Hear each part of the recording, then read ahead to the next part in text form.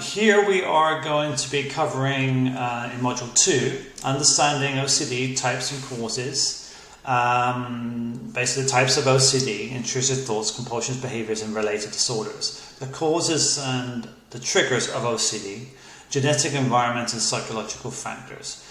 And the last one, recognizing personal OCD triggers and patterns, once again. So in essence here, what you have is intrusive thoughts, obsessive thoughts, or are intrusive, persistent and distressing thoughts, images, urges that individuals with OCD experience involuntarily. These thoughts can revolve around themes such as contamination, harm, or morality, and can lead to intense anxiety. Now, compulsive behaviors are compulsions are repetitive behaviors or mental acts that individuals with OCD perform in response to their obsessive thoughts. These behaviors are aimed to reduce anxiety or preventing fear outcomes and can include rituals such as hand washing is very typical, checking or counting. Now, often is the case, you can have various things. Now, I know a lot of people who have OCD, and their type of OCD doesn't categorize into the ones that you find in the movies or the TV programs or what people talk about commonly. OCD can be so unique, and it can be very, very much a case of a lot of OCD patterns. Well, not patterns, but let's say types of OCD, what you obsess over, what you ritualize over, often are unique to that person. The compulsive behaviors, let's just go back over here. The compulsive behaviors, are repetitive behaviors, mental acts that individuals with OCD perform in response to their obsessive thoughts. These behaviors are aimed, in essence, to reduce the anxiety or prevent a feared outcome, and include rituals such as hand washing, checking, and counting. Now, just to elaborate on that slightly, the person believes, or the brain believes, that by doing a ritual, you will temporarily relieve that stress and anxiety. It doesn't work. You end up feeding back into a vicious cycle. The more you do it, the more you get worked up, the more the anxiety increases. It's a loop. It's not a straight line, beginning to finish. It's a loop. And even if it was a straight line, giving into such compulsions is not the answer. Whenever you give in to your compulsions and ritualize, what you're doing in essence is you're feeding the beast, you're feeding the monster, and you're making it stronger. The absolute best method I know, from my experience and my knowledge, which I will touch on later in this program, is profoundly one of the hardest but the easiest, quickest ways to destroy your OCD and almost minimize it to a point where you actually question, do you have OCD anymore? This has worked for many people, and it's free. It doesn't cost you a thing. It just takes a lot of willpower.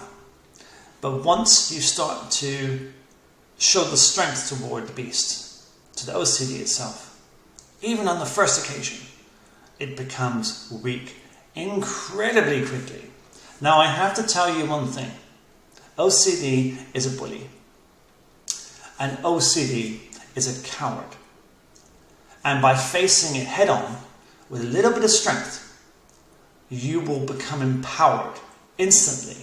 And the more times you do it, within hours, if not instantly, you will see a dramatic reduction in your OCD. I know this firsthand, I've seen it firsthand, and trust me on this, it does actually work. It's something that's not being talked about enough, but it does work.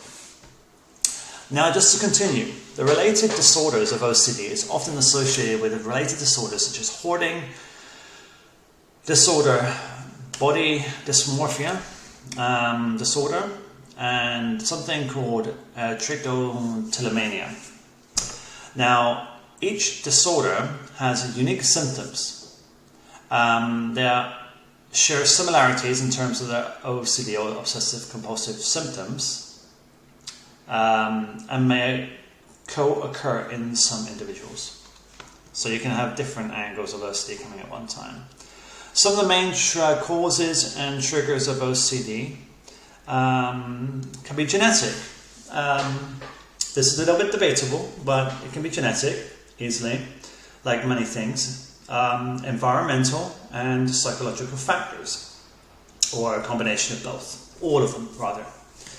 Genetic factors, well, the research suggests that genetics play a significant role in the development of OCD, with individuals having a family history of the disorder being a higher risk. Specific genetic markers and variations have been identified in individuals with OCD, highlighting the hereditary nature of the condition. Environmental triggers, for example, environmental factors such as stress. One of the key things, one of the key leading killers and diseases within our society today. Trauma or life-changing events can trigger or exacerbate OCD symptoms in susceptible individuals.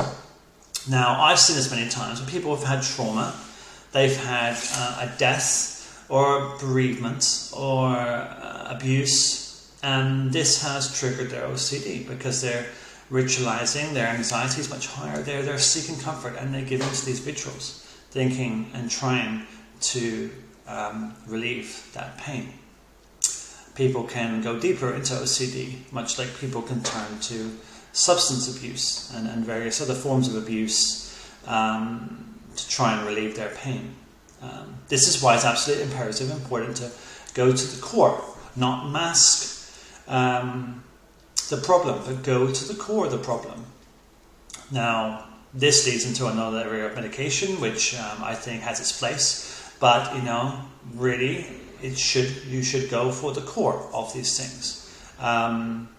Like I say, I repeat, medication has its place. It can be good at certain points, but it must be used extremely responsibly and shouldn't be the instant go-to. You should try to do this organically first. And then if you do turn to the medications, make sure that it's very controlled, in limited form, and for a very short time only. Unless your condition is extremely bad, then it's all a case-by-case situation.